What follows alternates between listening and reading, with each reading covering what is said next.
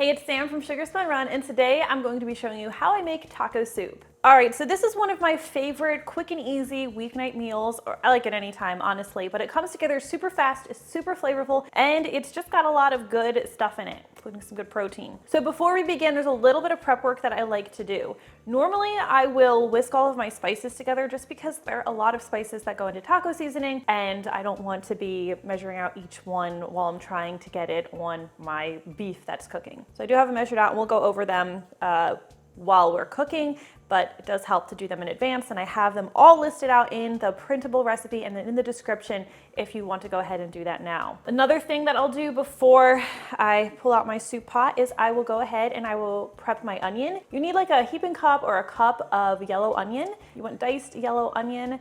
White onion could also work here, so I'll go ahead and I'll get that diced, which I have it ready here. And I'll also mince my garlic. You just need 2 teaspoons of minced garlic for this recipe. So I have that minced and ready to go. All right, so all of that preamble, let's head over to our stovetop. You're going to need a large pot, soup pot. I like using my Dutch oven. That's what I'm going to be using today. And I'm going to add a drizzle, like a tablespoon of avocado oil to this. And I'm just going to turn my heat to like medium, a notch above medium. Okay, so once our oil is nice and warm, it should be shimmering, we'll add our onion. Just a little sizzle there. We're going to cook this until it's nice and softened.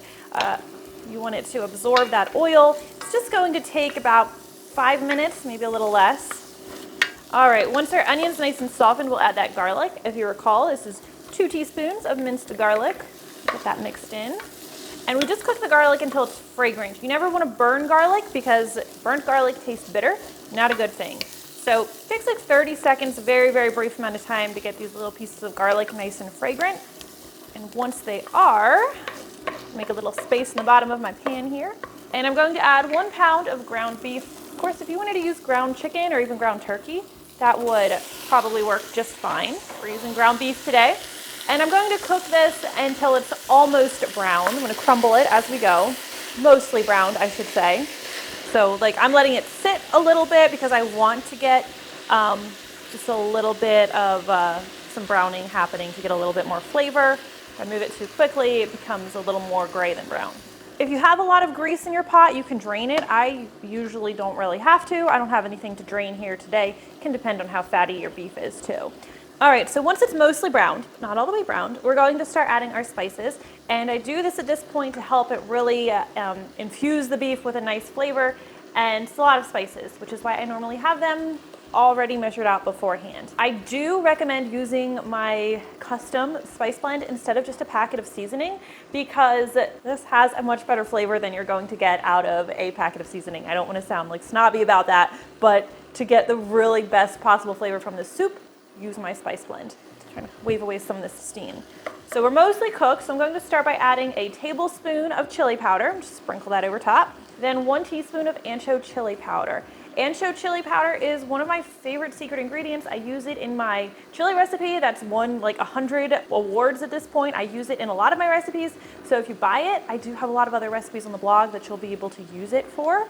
Get all that in there. We are also doing a teaspoon of ground cumin, a teaspoon of paprika. I prefer smoked paprika, a half teaspoon each of onion powder and garlic powder. Honestly, not sure which one's which there. A teaspoon of salt, just a 1/4 teaspoon of ground black pepper, 1/4 teaspoon of dried oregano, and just a pinch of cayenne pepper. This is just an 1/8 teaspoon of cayenne.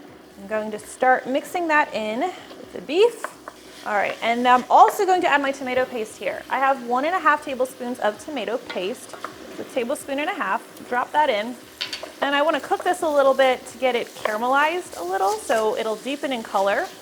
That gives us a nice depth of flavor to the soup. I'm all about depth of flavor. I know I say that phrase all the time, but when I'm developing a recipe, that's what I'm thinking about. How do we get the best depth of flavor, whether we're making cookies, cake, or taco soup?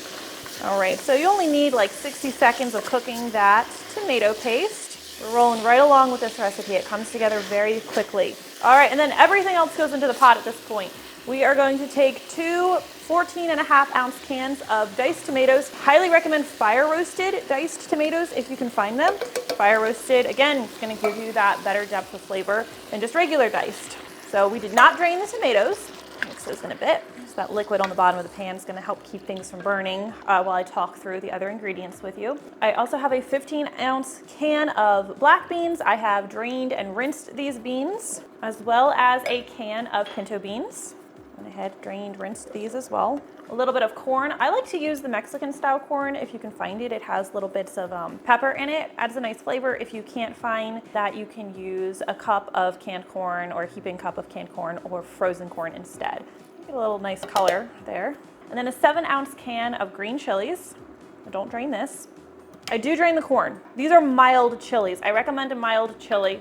Usually that's how they're sold, but just because that isn't going to overwhelm the soup. If you want more heat, sure, you could use a spicier pepper, or you can add more cayenne. All right, and then finally we need our beef broth. We're going to be using 3 cups of beef broth. Just gonna pour this in. We'll stir everything together really well. And all the hard work is done. So now what we're going to do is we're going to bring this to a boil. We're going to stir it occasionally, and then we'll reduce the heat and we're going to let it simmer. So a long simmer really does help you get a nice flavor. So I recommend letting the pot of soup simmer for at least 20 minutes before you dig in. If you have that kind of patience, it's just gonna taste better that way. All right, the soup is going to be super hot, but we're going to go ahead and dig in. This is my lunch today.